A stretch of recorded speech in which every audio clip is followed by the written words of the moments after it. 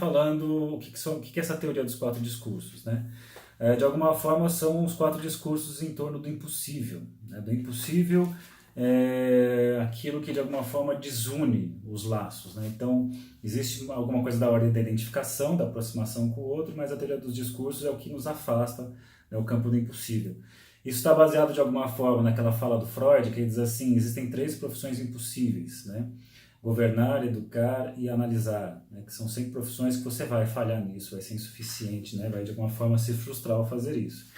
O Lacan vai acrescentar um outro impossível, que é o fazer desejar, e juntando esses três mais o quatro do Lacan, eu vou ter aqui os quatro discursos, né? Do mestre, universitário, da histérica e do analista, que a gente pode pensar, né, o impossível, os impossíveis do Freud: o governar como mestre, o impossível de educar, o universitário, o impossível de fazer desejar, histérico, e o impossível de analisar, do analista.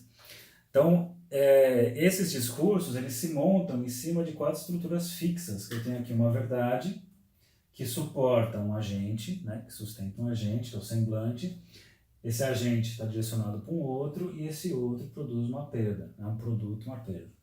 E eu vou usar esse raciocínio aqui para pensar algumas coisas, tanto da clínica até para uma questão também social, dos discursos, dos laços, enfim. Então, primeiro que o Bruce Fink coloca é o discurso do mestre. Ele vai colocar aqui: eu tenho o S1, que é o significante não senso, o significante mestre, e ponto final, né? Então não tem o que discutir, né? Os S1, a gente até pensar, vamos falar do último ali, as manifestações do inconsciente, os imperativos, né? O determinismo psíquico característico, né, dos S1, significantes mestres. Você tem um saber aqui no lugar do outro, o S2, e aqui você tem embaixo o objeto A, e aqui no lugar da verdade você tem o sujeito dividido. Como é que o Bruce Fink lê isso pra gente? Ele fala assim, ó: no discurso do mestre, a posição predominante é preenchida por S1, significante mestre, que tem que ser obedecido e ponto final. O mestre se dirige ao escravo, está aqui, né, no lugar do outro, e coloca aqui, que está situado na posição trabalhador. Então, aqui, o escravo, ao trabalhar duro para o mestre, aprende algo, vem encarnar o saber. Então, o saber é um S2 na história. Então, aqui está o saber. Nessa relação, produz-se algo que vai dizer que é a mais-valia. Lembrando que a mais-valia é aquilo que é perdido no trabalho, né, do trabalhador. Ele trabalhou X, mas ele não recebe proporcional a X. Uma parte fica para o próprio sistema capitalista, que vai ser aí que vai ter o lucro. Em termos de economia do desejo mesmo, né? Alguma coisa se perde e fica para o próprio desejar mais, desejar mais, desejar mais. Então aqui tem algo que falta, então o sujeito não vai poder gozar disso porque isso foi perdido. E aqui no lugar da verdade eu vou ter o sujeito barrado. Então o que ele está dizendo aqui? Existe um mestre, esse mestre tem um escravo que detém o saber, esse escravo produz então, ele tem essa produção e nessa conjunção aqui aparece a mais-valia, né? Esse excedente que não é repassado. E o que está por trás desse mestre é que, na verdade, é um sujeito dividido. Você vai colocar aqui: o mestre não pode mostrar nenhuma fraqueza e, consequentemente, oculta com cuidado o fato de que ele, como qualquer um, é um ser da linguagem, que sucumbiu à castração simbólica. Ou seja, ele também é castrado, que é a verdade dele.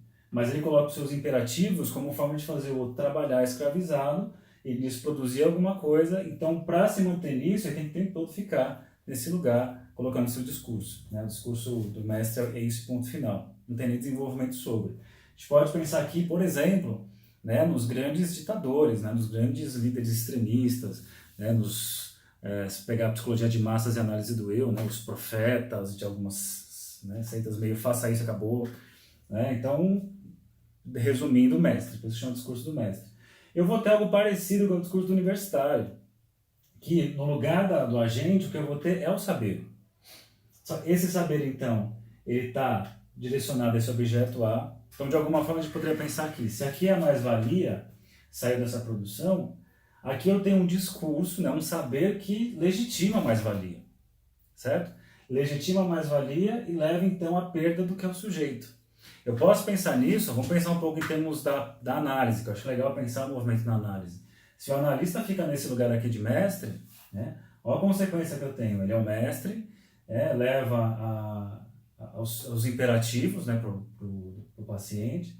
O paciente, então, tenta criar um saber sobre isso, né, mas de alguma forma fica sustentado nesse lugar de saber, sempre submetido a esse S1 aqui.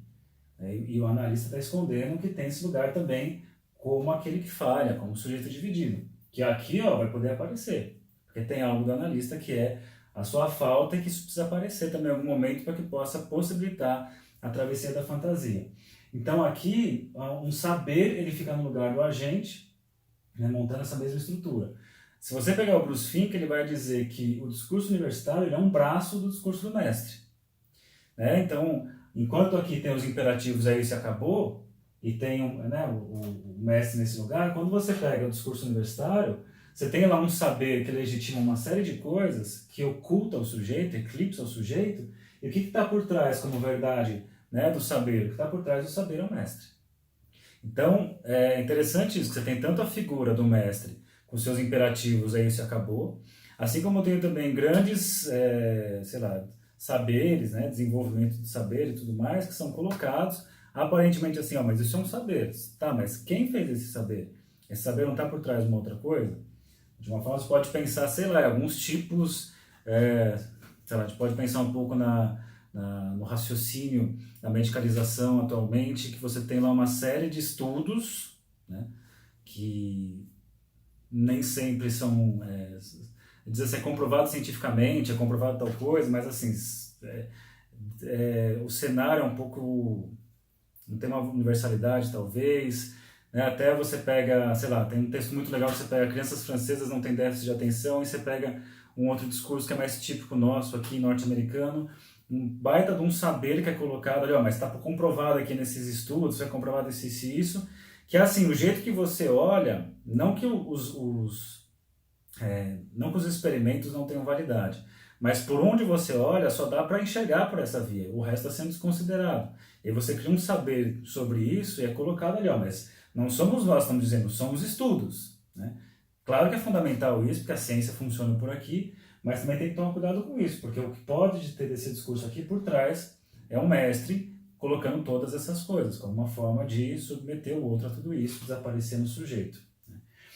Aí um outro caminho, que é um caminho interessante. Então aqui, ó, o que aconteceu? Aqui a coisa foi para trás, então o S2 veio para cá e a coisa toda se movimentou. Agora aqui vai mudar, o S1 vai para frente, então aqui ó, o S1 nesse, quando veio para cá, ele desceu, o S2 veio para cá. Agora aqui ó, o sujeito subiu para cá, então tudo anda, tudo vai girar para cá. Então o sujeito subiu, automaticamente o S1 foi para lá, automaticamente o S2 desceu e o A veio para cá. Então essa aqui é o lugar da histérica. Então o que você tem aqui? Você tem a histérica que chega com a sua divisão psíquica subjetiva, com o seu sintoma no corpo, mas que não tem uma explicação orgânica, fisiológica. Né? Ela se direciona para o mestre, pensando lá no Freud, no começo da psicanálise, né? Para o mestre tentar de alguma forma o que eu tenho, né? Nessa relação da histérica com o analista, ou com o médico, ou psiquiatra, ela leva à produção de um saber, que é isso, que é isso, que é isso, que é isso, e lembre-se, historicamente, se produziu um saber e elas riam da cara dos médicos. Vocês não sabem, vocês nunca vão descobrir. O decifra meu te devora. Você não sabe, você pode falar à vontade, mas nada é suficiente. Por quê?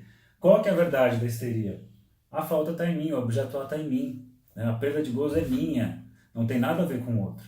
Então eu só incluo você na história para fazer você se movimentar, mas no fim não vai ter jeito. Né? Então, sei lá, a gente sabe, por exemplo, que um dos modos de amar, né? Histérico é isso.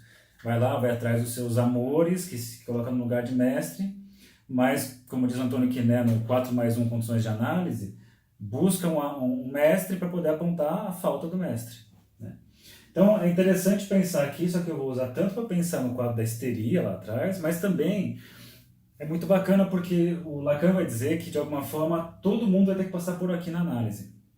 Então, o discurso da histeria é meio que uma condição em algum momento da análise.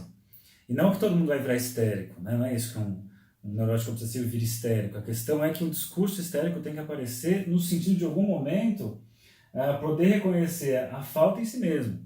Né? Então, a verdade poder ser mostrada é que a falta está em si mesmo, essa divisão, então, né, desse sujeito, para então, finalmente, pensando nesse processo dos giros, então aqui a gente fez o quê? Ó? O mestre é que subiu o S barrado e a gente caminha para o analista. No analista, sobe o objeto A. O objeto A subiu, foi lá para frente o S barrado, o significante mestre está aqui e o saber veio para cá. Então, olha que interessante que fica. No discurso do analista, o analista nesse lugar de agente, objeto A, lembrando, objeto A causa o desejo. Então, diante do objeto A, lembra que a gente fala? O sujeito produz a sua fantasia, não é uma tema que a gente falava disso? Então, o analista com o objeto A divide o sujeito, nessa divisão psíquica ó, se você enxergar aqui, é a própria matema da fantasia, mas ao contrário, né? Ó, que o outro é S barrado com som de A. Aqui está A e a flecha com S barrado. Então, o analista nesse lugar do objeto A, que não diz o que deseja, mas que deseja algo, mas não diz o que, leva essa divisão psíquica. A pessoa na divisão psíquica começa então a livre associar. Na livre associação produz os significantes mestres, vai aparecer lá os imperativos, aquelas palavras que sempre se repetem, né? Então, que é uma das coisas que eu sempre falo, você vai escutar alguém numa análise, vai escutar as palavras que sempre se repetem, que geralmente ali estão os significantes mestres. E em cima dessas palavras que se repetem, leva a pessoa a produzir um saber sobre isso. Então, no lugar da verdade, né, existe um saber por trás dessa divisão, mas leva então a pessoa a poder produzir saberes com relação aos significantes mestres. Tá certo? Então isso daqui eu fiz uma das explicações possíveis. Aliás, o curso todo foi assim, né? Eu fiz uma explicação bem introdutória para tudo quanto foi conceito, mas acho que é um bom começo pensar por aqui, e o Bruce Fink tem uma explicação clara também. Você vai encontrar esses outros vídeos, né? Tem um vídeo muito legal do Christian Duque, né, falando nisso, que ele fala da teoria dos 4 discursos de um jeito até mais complexo. Então é isso, gente. Bons estudos e até a próxima aula, que eu vou fazer uma grande síntese do que nós estudamos aqui